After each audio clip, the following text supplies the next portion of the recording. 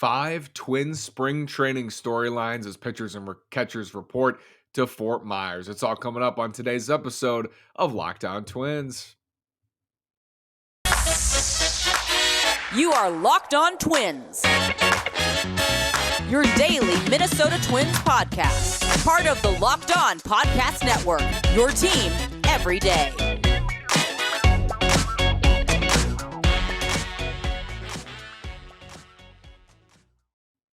And welcome to the Lockdown Minnesota Twins podcast. Today is Sunday, February 12th, and I'm your gracious host, Nash Walker. Thanks for making Lockdown Twins your first listen every single day on the Lockdown Podcast Network, where it's your team every day. Again, this is Nash Walker. I've been hosting this show for 3 seasons, 4 off seasons. Been writing about the Twins at twinsdaily.com for 4 seasons, 4 off seasons, 5 storylines as pitchers and catchers report and the Twins report to Fort Myers, Florida. It is the most fascinating spring training since I've been hosting the show. Certainly, maybe the 2020 COVID spring training was more interesting coming back out of the COVID shutdown. Full season since I've been hosting this show. This is such an interesting spring training for me for this reason. We didn't see so many guys down the stretch in 2022. We didn't see him again. We didn't see Byron Buxton again. We didn't see Trevor Larnach again. We didn't see Alex Kirilloff again. We didn't see Jorge Polanco again. Just they were done for the year. We didn't see them before the season ended.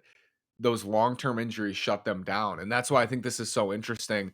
Part of why it's so interesting is who looks right. I have 5 main storylines here, important storylines. Like if these things go well for the Twins, if 4 out of 5 go well, if all 5 go well, I think the Twins are going to be in prime position going into opening day. At the end of this long spring training, it's very long. I was looking at my calendar because I knew the Twins reported this week, and I was thinking to myself, well, opening day must be right around the corner.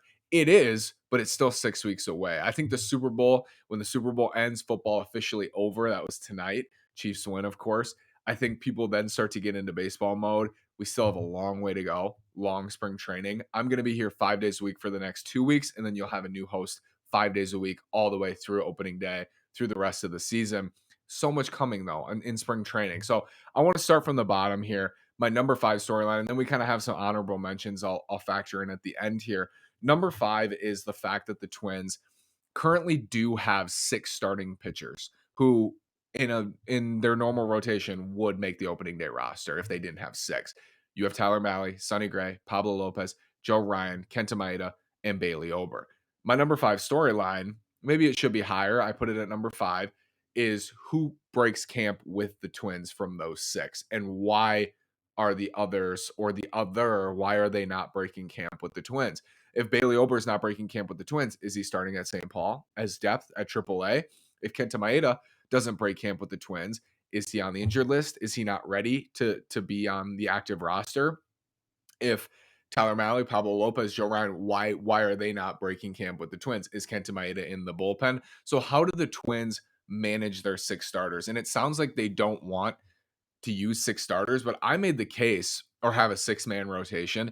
I've made the case plenty of times. I think it's fine to have all 6 on the opening day roster. It's going to be a moot point. Somebody's going to be dinged up. Somebody's not going to make it to opening day. That's why this is a storyline. Who is it? Why are they not making it to opening day? Who's hurt before the season really even starts? Because last year, it kind of happened to the Twins. Like Maeda was already out. Paddock got hurt basically immediately, and they were already down starters right out of the gate. Sonny Gray had a slow start out of spring because he was negotiating after the lockout and all those things, and he wasn't ready to go on opening day. Who's ready to go on opening day of those 6 starters? Are all 6? That would be amazing. What an outcome for the Twins if all 6 are healthy and ready. I'm going to bet that all 6 will not be healthy and ready. I hope they will be, but I'm going to bet that they will not be. My number 4 storyline guy to watch this spring is Jorge Alcala, who is coming back from elbow surgery. Haven't seen him pitch in a really long time. When Jorge Alcala is healthy, his stuff, I think, was the best in the organization of anybody not named Joan Duran. I mean, you can make the case for Matt Cantorino. This is after the Twins had traded Bruce Gratterall. I think Jorge Alcala, I always do Alcala.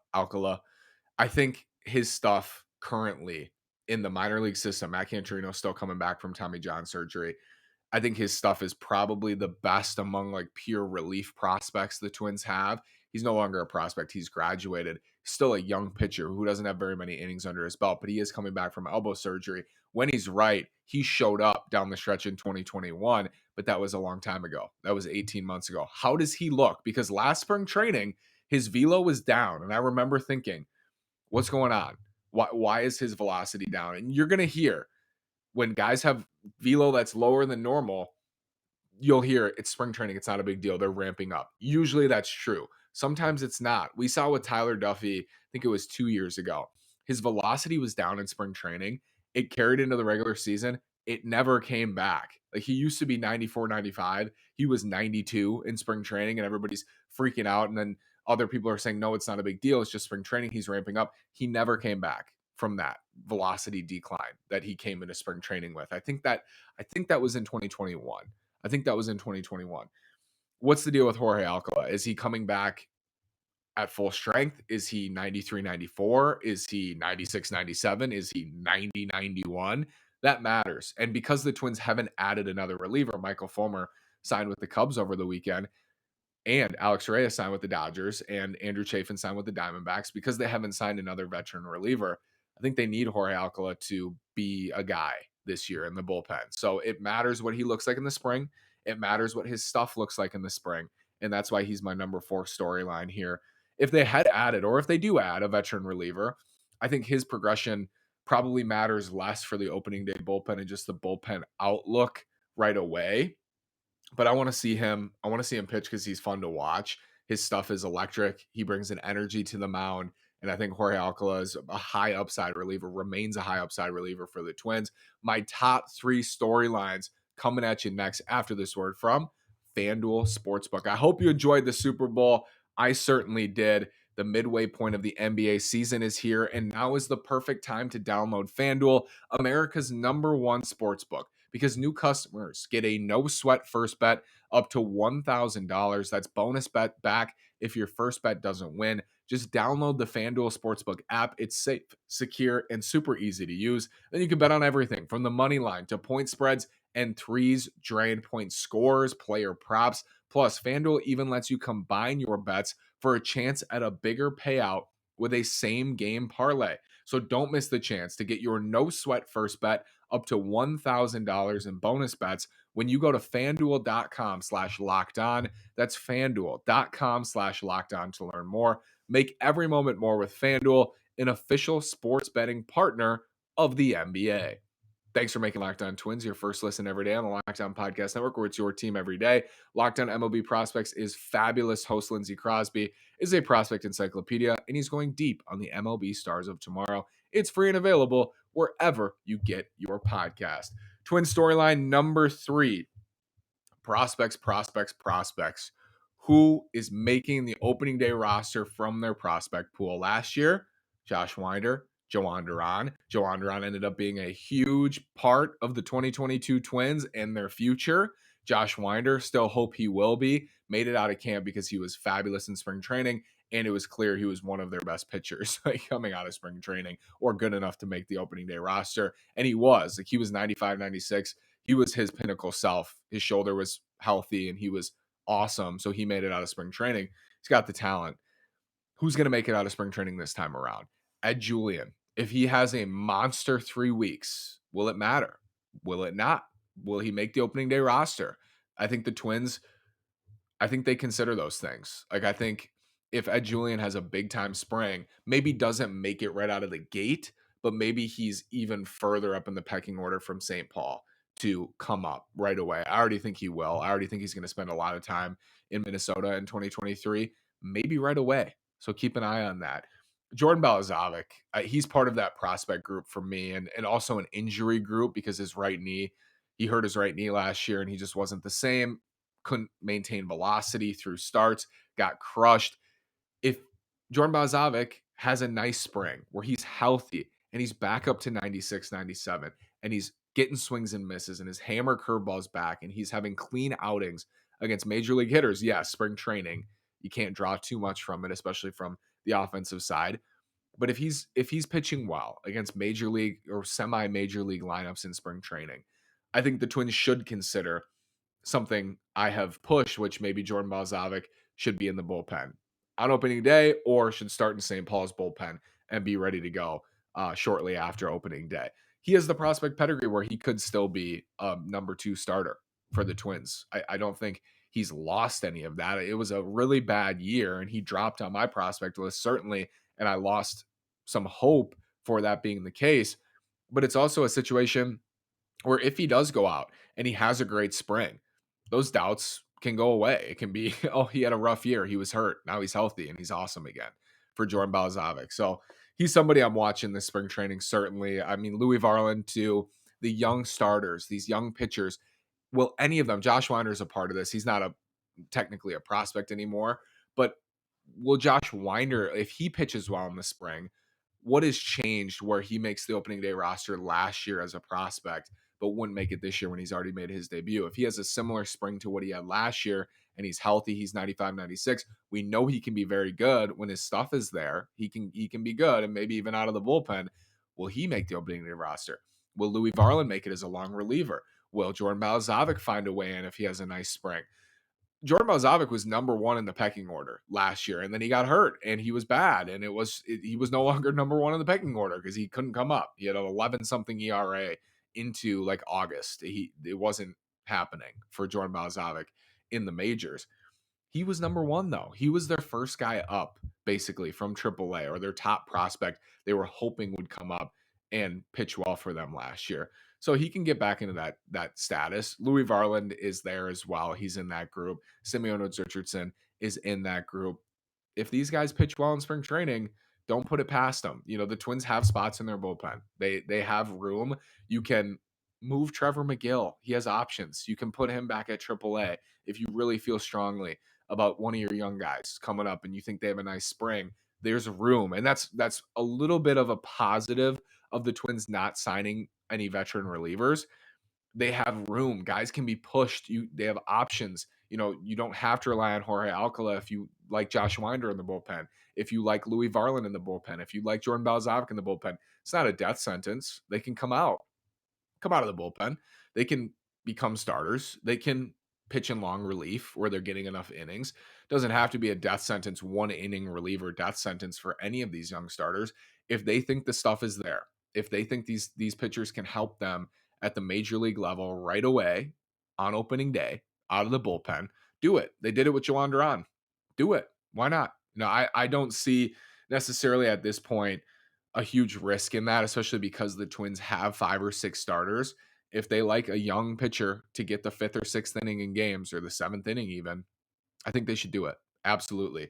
My top 2 storylines for the Twins coming up after this word from Built Bar. If you're looking for a delicious treat, but you don't want all the fat and calories, then you got to try a Built Bar. We just got through the holidays. I know my goal is to eat a little bit healthier this year. If you're like me, where you want to eat healthier, but don't want to compromise taste, then man, I've got just the thing for you. You got to try Built. With Built, healthy is actually tasty. Seriously, they're so delicious, you won't think they're good for you. Perfect for your New Year's resolution. What makes Built Bar so good? Well, for starters, they're covered in 100% real chocolate. That's right, real chocolate. I'm not sure how Built does it, but these bars taste like a candy bar while maintaining amazing macros. And what's even better is that they are healthy, only 130 calories and 4 grams of sugar with a whopping 17 grams of protein. And now you don't need to wait around to get a box. For years, we've been talking about ordering your Built Bars at Built.com. Now you can get them at your local Walmart or Sam's Club. So head into Walmart or Sam's Club, go to Built.com. Built Bars are the best tasting protein bar ever. My number 2 storyline is a pitcher. You can link him in with number 5, with the health of the starters, who comes out of spring training healthy. Tyler Mahle. I mean, Tyler Mahle to me is a big time spring training storyline because he continues to say, I'm good. That's all you hear. No problems with the shoulder. He's good. He's fine. They didn't find anything wrong with his shoulder. Said the same thing last year, came back in that White Sox start, got crushed. Velo was down in the 2nd inning. That was that, and his season was over. What does he look like in the spring? If Tyler Mahle comes out in his first spring start and he's throwing 87, 88, there's going to be panic. I promise. Even if there shouldn't be as much as there would be, there's going to be panic because the Twins did give up prospects for Tyler Mahle. They didn't give up lottery tickets. They gave up a top 100 prospect at the time or borderline in Spencer Steer, a fast rising borderline top 100 prospect in Christian Encarnacion Strand. They gave up plenty to get Tyler Mahle. Steve Hajar, I believe, was in that deal as well. So they gave up considerable prospects to get Tyler Mahle. He's got 1 year left to team control. This trade could end up flopping massively. And I think the spring it's important for him. How he looks, if he's healthy, how his shoulder feels, how his stuff plays, that matters this spring, I think, for Tyler Mahle. My number one storyline of the spring is Alex Kirilloff and his wrist. And this is amplified by the Luis Arraez trade. If the Twins had not traded Luis Arraez, Alex Kirilloff would still make my list. But he's number one above Tyler Mahle, above the prospects, above starters, 6 starters and how their health and everything, above Jorge Alcala, above my honorable mention storylines because the Twins traded Luis Arraez. And I know that the feeling and the rumors and the narrative is that Joey Gallo is going to play some first base this year. I'm not crazy about that personally because I think you're taking away his like floor. There's not a floor when a guy hits 160. If he's going to hit 160, he's not. It doesn't matter how great of a defender he is, really. I mean, it doesn't really matter. But if he hits 195 with 35 home runs and he's an elite right fielder who can play center field, an elite plus left fielder who can play center field, then you got yourself a decent player. But if he's playing first base, hitting 195 and hitting 35 homers, it's just less valuable, I think. And he's an elite outfielder. So I feel like you're taking away that baseline. To me, their hope, and I know this is the hope, is Alex Kirilloff is going to be the first baseman and that he is their guy at first base. That's the hope. I mean, we don't know. He said there's still soreness in there. So it's a storyline for me. Number one, Alex Kirilloff's wrist, what we hear in spring training, how he looks. I mean, it really matters because if he's not ready to go out of the gate, the Twins do have options. Like Nick Gordon can play left, Byron in center, Max Kepler in right. Then you have Gallo at first base. They have options. They can move guys around, against lefties. Miranda can swing over and play first. Kyle Farmer can play third. It just, Alex Kirilloff's upside is so massive to me, and he's such an X factor on this team that this storyline is number one. If he is not ready to go, the roster doesn't crumble, is my point. It doesn't crumble. You have guys for every spot, but I think the upside of the offense is reduced. I think the hope for Alex Kirilloff is reduced. It's like he's still not ready. And then you just start to get this feeling, is it ever going to happen? Is he ever going to be here? Is he ever going to be the everyday first baseman? I think if he comes out of the spring and he's crushing in the spring, he feels good. He says the wrist is, because he's been candid. Like, I give him credit. He's been really candid. He's like, nope, it's sore. It hurts when he's honest. He's honest about his wrist. If he's coming out and he says, no, like it feels really good. It feels like it used to. You're not clear. You're not out of the water by any means. It could come back in April. It could come back in August when the Twins are trying to make the playoffs, in September and in October if they get there. It can come back at any time, and it has in the past. But if he has a really nice spring and he says he's feeling really good and the wrist is solid, you can move forward. You can move forward with him and think, oh, maybe this was it. Maybe this is the start of something. He's our first baseman. And I think the vibe and the upside in the offense is restored in some ways than if he is not there.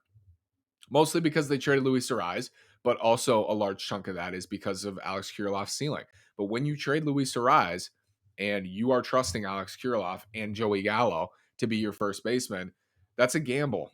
That's a gamble. I mean, Joey Gallo hit 160 last year, and Alex Kirilloff is coming off another major wrist surgery.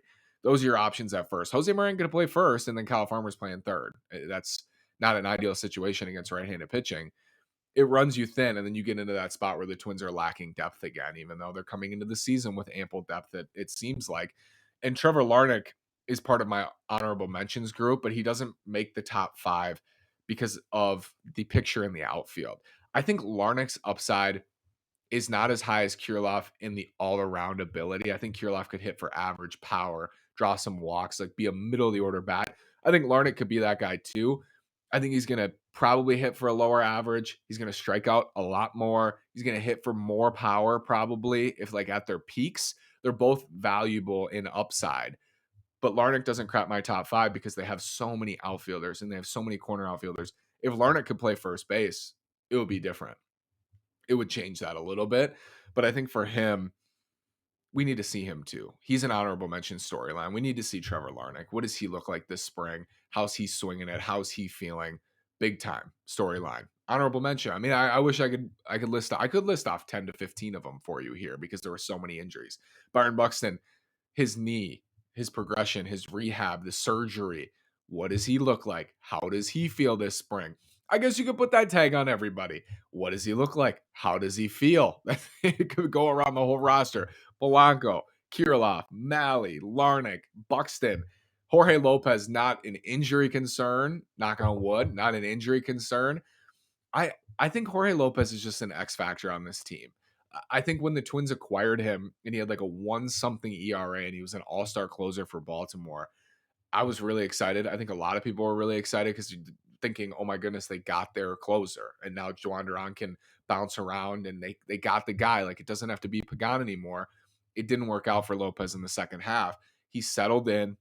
I'm really curious to see what he looks like in spring training and shortly after spring training as we get into opening day in the first couple of weeks. I think with his track record, there's more intrigue because he's really only had one good half season in the major leagues. He has a 5-something ERA before 2022, and he had a great first half with Baltimore. He had a poor second half with the Twins. Who is he? Is he legitimately a quality reliever? Now that he's shifted to the bullpen, his stuff plays up. We know that. But is he a quality reliever? Or is he a mid-fours reliever who gets hit hard, doesn't get enough swings and misses, is wild at times, doesn't get enough strikeouts, too many walks? Or is he who he was in Baltimore, an elite reliever who gets a ton of swings and misses? His stuff is disgusting. He gets in on righties, just crowds them with that sinker. Nasty, nasty stuff. Close to a 2 ERA, in the 2 range. Who is he? Who are we going to see in 2023? I'm interested in that for Jorge Lopez, and I'm interested to see how he looks in spring training and what he shows us in spring training as well out of the gate. How does his stuff look? I think he did get tired too in the second half. First season in the bullpen, he was worked hard. He got traded. I think there's a lot of factors here for Jorge Lopez, and I'm hopeful that's the case where he's going to readjust. I'm intrigued by his storyline this year and how he performs and like the role that he's in and where the Twins trust him, where they don't, and in spring training, how he looks. He's an honorable mention storyline as well as we head in to pitchers and catchers reporting. So my 5 spring training storylines. Number 1, Alex Kirilloff, his wrist, his progression from the wrist surgery. Number 2 is Tyler Mahle. Number 3 is the prospects. Does anybody break camp? Who looks really good? Who looks too good that they can't not make the team? It's a double negative. That they have to make the team. Who looks that good in spring training? Number 4, Jorge Alcala. His elbow, his stuff. Last year was concerning. It ended up being an injury and his season ended. Number 5, Twins have 6 starters who would make the opening day roster if they had 5, if that makes sense. Who comes out healthy? Who looks the best? Who looks healthy in spring training? That's a factor. And then my other storylines, Byron Buxton and his knee, Jorge Lopez, how he's progressing with his stuff and bouncing back from a rough second half. Trevor Larnach, kind of in the same boat as Kirilloff there, just health related. A lot of it is health related, but it's also important. We know that it's such an important thing for the Twins to be healthy as can be coming out of spring training. Let me know your storylines. If you think of any more, let me know. Thank you so much for making Locked On Twins your first listen every single day on the Locked On Podcast Network, where it's your team every day. Now make Locked On MLB Prospects your second listen. Host Lindsey Crosby is a prospect encyclopedia, and he's going deep on the MLB stars of tomorrow. It's free and available wherever you get your podcasts. Thank you so much. Have a great day, and go Twins.